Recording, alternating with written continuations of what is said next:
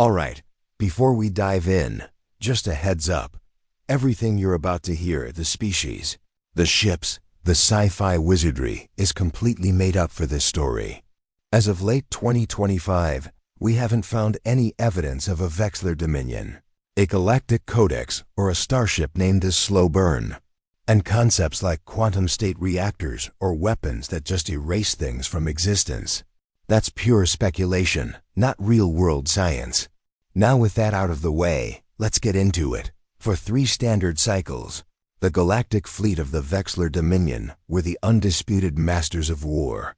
Their ships were blades of light, their weapons were surgical, and their laughter echoed across the coms as they gathered to watch the final, pathetic stand of the galaxy's most stubborn species, humanity. Before them floated a single human vessel, the UHS Slow Burn. It was a ship so old and clunky that the Vexler Grand Admiral broadcast its image to his entire armada for a cheap laugh. The void filled with the sound of their amusement, a chorus of arrogance from a technologically superior power. In just a few moments, though, that laughter would die, replaced by a silence so profound it would ripple across the entire galaxy. And it would all be because of one single shot from the ship they were so busy making fun of. Grand Admiral Kalen of the Vexler Dominion allowed himself a thin, cruel smile as he looked at the tactical display. Before him, the full might of his civilization was on parade. 200 Dominion warships formed a perfect crescent of death, their obsidian hulls drinking the starlight, making them near-invisible ghosts in the dark. Their engines were contained singularities, letting them fold space and cross star systems in the time it took lesser species to even reach orbit. Their target was, frankly, an insult, the last pocket of human resistance. The Galactic Codex, the ultimate library of all known species, was very clear on humanity. They were a Tier 7 nascent, pre-consensus. And the Codex was never wrong. It was a collection of millennia of data. According to its files, humans were a tragically limited species. Their main way of getting around in space still involved controlled chemical explosions and brute force kinetics. They didn't get dimensional engineering. Their shields were a joke, and their war strategy was described as wasteful and chaotic. The records were clear. Human tech was primitive. Their ships were slow, and their tactics were crude. They were basically a historical footnote that had reached for the stars with muddy hands. Kalen had seen the reports from earlier fights. Humans fought with a weird, illogical refusal to surrender. But grit doesn't beat superior technology. Their ships were slow, heavy things, built for endurance, not the elegant, lightning-fast dance of a true starfaring race. They were built like their ancient sea vessels, thick, heavy, and brutally functional. The Vexler, on the other hand, were artists. Their ships were scalpels, not hammers. Admiral, his second-in-command Xylo, chimed in, his voice dripping with condescending humor. The target is in range, and it appears to be ... alone. Kalen leaned in. The main viewer showed a single, ugly, asymmetrical block of a ship, scarred from meteorite impacts and patchwork repairs. Its engine was putting out a messy, inefficient burn, a fossil from a forgotten age. It was exactly what the Codex had described. An antique. A joke. Confirm designation, Kalen ordered, though he already knew the answer. Confirmed, Admiral. It's the human vessel Slow Burn. Intel says it's one of their oldest Fortress-class ships. It's barely faster than an asteroid. Laughter trickled through the bridge. Fortress-class. The humans named their ships after things that just sit there. It was perfect. It was pathetic. Put it on a fleet-wide broadcast, Xylo, Kalen commanded. Let the crews enjoy this. Let them see the last gasp of a species that dared to defy us. Let them laugh. And across 200 Vexler warships they did. The image of the lonely, battered human ship filled every screen. The sound of derisive laughter echoed through the fleet, a wave of arrogance washing over the silent space between them. That was Callan's first mistake. It wouldn't be his last. The UHS Slow Burn was an insult to every Vexler design principle. Dominion ships were sleek and symmetrical predators. The human vessel was a chaotic mess of shapes. Its core was a brutalist rectangle. Its engines looked like they were bolted on as an afterthought, and weapon pods jutted out at weird, ugly angles. It was covered in scorch marks, dents, and a quilt of mismatched repair plates. It looked less like a warship and more like a floating junkyard. "Look at it," Xylo chuckled, pointing to the screen. "It has physical viewports. Actual windows. What, don't they trust their own sensors?" The mockery was relentless. Junior officers on other ships started betting on how many seconds the slow burn would last. The consensus was under 10. Some pointed out the ridiculous thickness of its armor. "They build their ships like they build their ground vehicles," one comms officer transmitted. "Thick, heavy, and slow. They still haven't learned that in space. Speed is armor." This was a core belief of Vexler military doctrine. A truth so basic they taught it to their kids. Admiral Kalin watched, his amusement turning into a kind of academic curiosity. This ship was a living fossil. Its design came from a history of slugging matches between clumsy dreadnoughts. Humanity, it seemed, had never moved past the idea of hiding behind the thickest wall you could find. They'd basically strapped engines to a castle. It was a strategy so primitive, it was almost charming, almost. On the bridge of the slow burn, Captain Eva Rostova watched the Vexler fleet get into position. Her face was a calm mask, honed by 30 years of service. Her crew was silent, their movements sharp and efficient. There was no fear here, only focus. "They're laughing at us, Captain," her tactical officer, Lieutenant Jacques, said flatly. His console showed all the open-frequency chatter from the Dominion fleet. "Let them," Rostova replied, her voice a low rumble. "Pride makes a poor shield." The Vexler thought humanity's greatest weakness was their old-school tech. Their intel, based on the infallible Galactic Codex, said humans were still using projectile weapons, basically throwing the solid object very, very hard. The Vexler had abandoned that idea millennia ago. Why throw a rock when you could bend the fundamental forces of the universe? Their graviton lances could tear ships apart atom by atom. Their plasma cannons could melt a meter of solid titanium in a single blast. A metal slug was a joke. "Admiral," Xylo said, turning from his console, "the human ship is accelerating." Directly at us. Kalin raised a skeptical brow. "Accelerating? At what rate?" Xylo looked confused. "It's negligible, sir. It looks like they're trying to charge us, but at this speed, it would take them half a cycle to even get here." The laughter on the bridge swelled. A charge, a slow, pointless crawl toward their own doom. It was the most human thing they could have done. Brave, stupid, and utterly futile. Kalin decided to savor it. He wouldn't just destroy them. He'd humiliate them first. "Fire a warning shot," Kalin ordered. "A single low-power lance. Aim for their forward section. Let's see if their primitive armor can handle even a taste of our power." A sleek, shark-like Vexler cruiser obeyed. A thin, brilliant needle of blue energy shot across the void. This was the moment everyone expected. The moment the primitive ship would be crippled, its crew vented into the cold vacuum. This was how the story was supposed to go, but something went wrong. The lance of pure energy hit the slow burn's bow. There was no explosion, no shower of molten metal. The ship's thick, ugly armor plating simply glowed. For a split second, the impact point shone with an intense, cherry-red heat, and then it faded, leaving behind a barely visible shimmer. The ship didn't even rock. It just kept coming, its pace steady, its resolve absolute. On the Vexler flagship, the laughter died. Not all at once, but in a staggered wave of confusion. It started on the weapons deck, where the crew who fired the shot stared at their monitors, completely baffled. "Energy readings?" Kalin snapped, his good humor gone. "Absorbed, Admiral," Xylo reported, his voice tight. "No, not absorbed. Dispersed. The armor. It looks like it shunted the energy across its entire surface. The heat signature barely rose. It's Impossible. The power needed to do that is immense. Kalen stared at the human ship. Suddenly, the ugly, blocky design seemed less primitive and more purposeful. The asymmetrical weapon pods, the ridiculous armor, the slow, deliberate advance. It wasn't a design flaw. It was the design. A philosophy of war so alien to their own that they had completely missed it.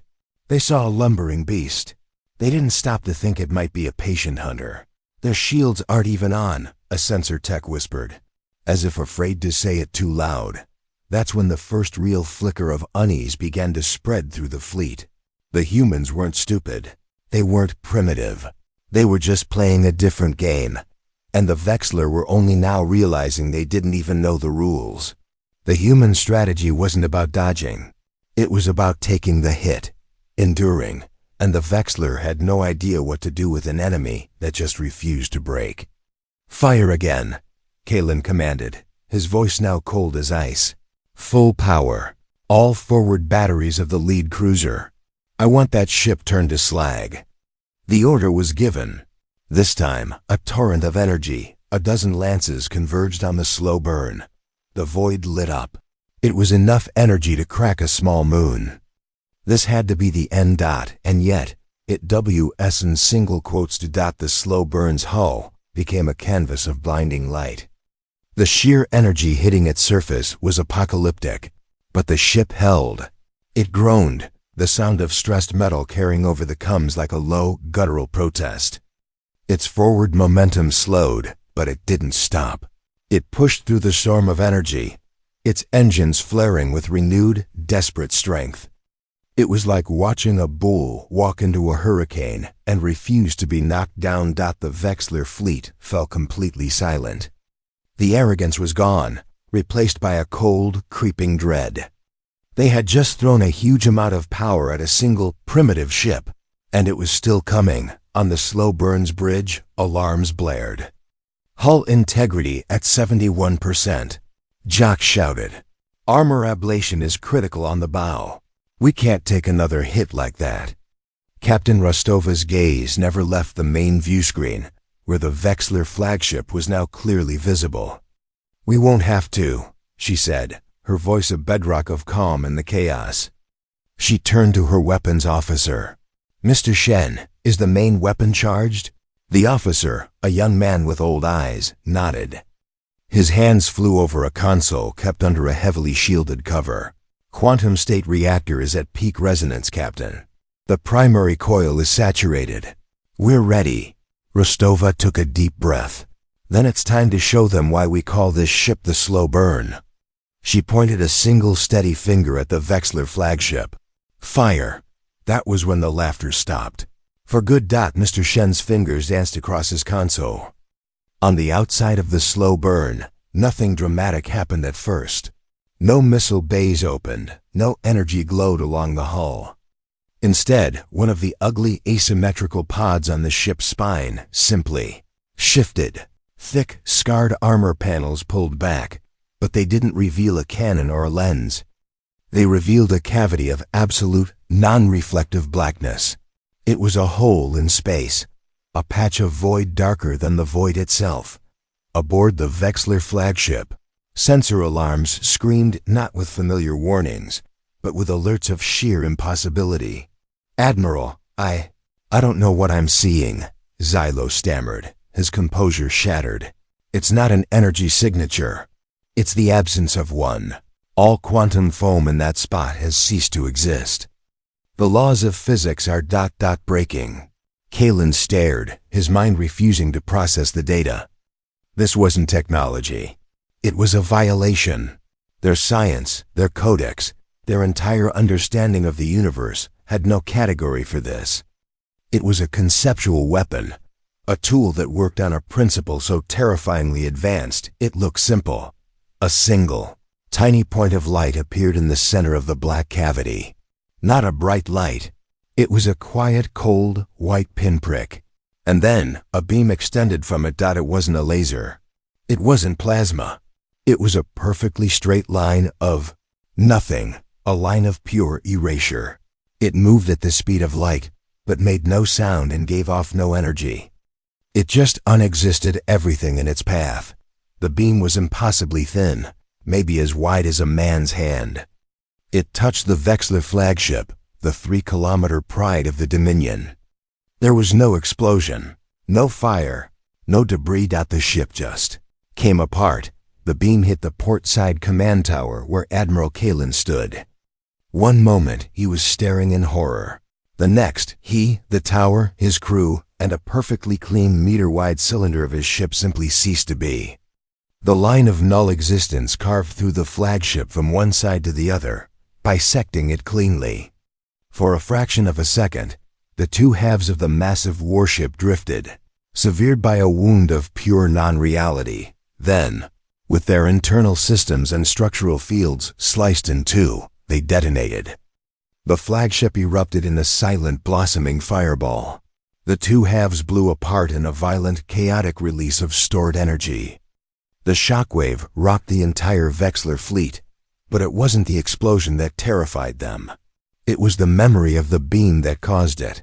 A weapon that didn't destroy. It erased. Matter, energy, space-time itself, all of it, just gone. Humanity didn't just have a bigger gun. They had redefined the very idea of a gun. They had weaponized the concept of zero. The light from the flagships. Death washed over the remaining 199 Dominion warships. On their bridges, Vexler crews stared, their multifaceted eyes wide with a single, species-wide expression of pure, undiluted terror. The comms network, which moments ago had been buzzing with laughter, was dead silent. No one spoke. No one shouted. No one even seemed to breathe. The silence wasn't just an absence of sound. It was a heavy, suffocating presence. It was the sound of an entire civilization's worldview shattering in an instant. The sound of dogma dying. The sound of gods discovering they were mortal. And this silence spread. From the Vexler fleet, it radiated outwards. Other species, monitoring the battle from afar, saw the flagship vanish from a single shot. Their own comms channels went quiet. On listening posts in the galactic core, on trading stations in the outer rim, on worlds that had never even heard of humanity, the data streamed in. And one by one, they fell silent too. The galaxy had just learned that the Galactic Codex, the bedrock of their entire society, wasn't just wrong. It was catastrophically, suicidally wrong. Humanity wasn't a Tier 7 primitive. They were something else entirely. Something that had been hiding a knife that could kill a piece of the universe, and had just shown they were willing to use it. On the bridge of the slow burn, Captain Rostova watched the stunned and silent Vexler fleet. They weren't retreating.